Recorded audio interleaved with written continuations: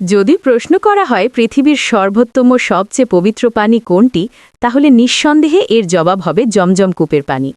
এই পানি শুধুমাত্র পিপাসা কাতর কলিজাকে শীতল করে না, পাশাপাশি আত্মাকে এনে দেয় এক পার্থিব পরিশুদ্ধতা। এটি হলো বিশ্বের প্রাচীনতম কূপ, যেটি থেকে প্রায় ৫,০০০ বছরেরও বেশি সময় ধরে একটানা পানি পাওয়া যাচ্ছে। প্রতি বছর লক্ষ লক্ষ মুসলমান হজ ওমরা পালন করতে এসে এই কূপ হতে পানি নিয়ে যান। তবে এরপরও জমজম কূপের পানির লেভেল তেমন একটা কমে না। অনেকের মতে কেয়ামতের আগ পর্যন্ত এই কূপ হতে পানি পাওয়া যাবে। তবে মহান সৃষ্টিকর্তা কেন পবিত্র এই কূপ সৃষ্টি করেছিলেন, তার প্রকৃত ইতিহাস আমরা অনেকেই জানি না। মূলত হজরত ইব্রাহিম আলাইহি ওয়াসাল্লাম যখন আল্লাহর নির্দেশে নিজের আদরের সন্তান ইসমাইল আলাইহি ওয়াসাল্লাম ও স্ত্রী হাজরা আলাইহি ওয়াসাল্লামকে মক্কায় নির্বাসনে পাঠান, তখন থেকে জমজম কূপের আবির্ভাব হয়। সেই সময় মক্কা পুরোপুরি অনাবাদী মরুভূমি ছিল, সেখানে কোনো জনবসতি কিংবা পানির ব্যবস্থা ছিল না। মহান আল্লাহ তাআলার উপর বিশ্বাস রেখে নিজের স্ত্রী ও স্নেহের পুত্রকে কাবা ঘরের নিকটবর্তী সাফা ও মারওয়া পাহাড়ের কাছে রেখে চলে যান ইব্রাহিম আলাইহি ওয়াসাল্লাম।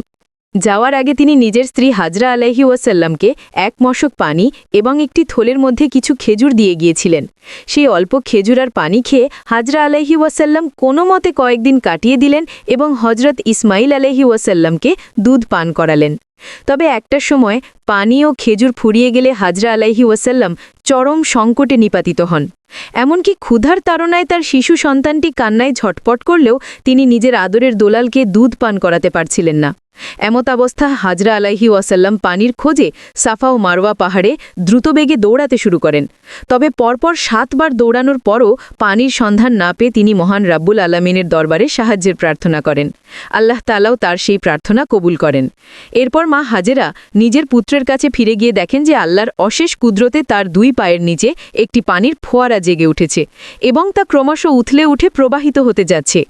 এরপর হজরত হাজরা আলাইহি ওয়াসাল্লাম সেই পানির ফোয়ারা থামানোর চেষ্টা করেন এবং চারদিকে পার বেঁধে বলে ওঠেন, জামজাম, অর্থাৎ থেমে যাও। ব্যাস, সেই থেকেই পৃথিবীর সর্বশ্রেষ্ঠ কূপটির নাম হয়ে যায় জমজম কূপ। সে সময় এই কূপটির পানি দেখে জোরহুম গোত্রের একদল আদিবাসী হজরত হাজরা আলাইহি ওয়াসাল্লামের অনুমতি নিয়ে সেখানে বসতি স্থাপন করে এবং পরবর্তীতে তারাই জমজম কূপের নিয়ন্ত্রণ লাভ করে। বরকতময় এই কূপকে ঘিরে ধীরে ধীরে অনর্বর মরুভূমি মক্কায় একটি বাণিজ্যিক নগরীতে পরিণত হয়। তবে সময়ের পরিক্রমায় জোরহুম গোত্রের লোকেরা নানা রকম পাপাচারে লিপ্ত হয় এবং কাবা ঘরের পবিত্র মালামাল চুরি ও লুণ্ঠন করতে শুরু করে, যার ফলশ্রুতিতে একটা সময় আল্লাহ তাআলার নির্দেশে জমজম কূপের পানি শুকিয়ে যায় এবং সংস্কারের অভাবে কূপের স্থান পুরোপুরি ভরাট হয়ে যায়। এরপর বহু বছর পেরিয়ে যায় এবং হজরত মোহাম্মদ সাল্লাল্লাহু আলাইহি ওয়াসাল্লামের দাদা আব্দুল মুত্তাল্লিব পুনরায় জমজম কূপ খুঁজে বের করতে উদ্যোগী হন। এক রাতে তিনি স্বপ্নের মাধ্যমে জমজম কূপের নিশানা খুঁজে পান এবং কূপটি দেখতে পান। পরবর্তীতে স্বপ্নের নিশানা অনুযায়ী তিনি তার পুত্র হারেসকে সাথে নিয়ে কূপের খনন কার্য শুরু করেন এবং পুনরায় জমজম কূপ আবিষ্কারে সফল হন। বর্তমানে কাবা ঘরের কাছে পূর্ব কোণে ২০ মিটার দূরে এই কূপটি অবস্থিত। ভারী মোটরের সাহায্যে ঘণ্টায় প্রায় ৮,০০০ লিটার পানি পবিত্র এই কূপ হতে উত্তোলিত করা হয়। আর প্রতিদিন জমজম কূপ হতে উত্তোলিত পানির পরিমাণ প্রায় ৬৯১.২ লিটার। মহানবী হজরত মোহাম্মদ সাল্লাল্লাহু আলাইহি ওয়াসাল্লাম জমজম কূপ সম্পর্কে বলেছেন যে, ভূপৃষ্ঠের সর্বশ্রেষ্ঠ পানি জমজম, এতে রয়েছে খাদ্যের বৈশিষ্ট্য এবং রোগ থেকে মুক্তি।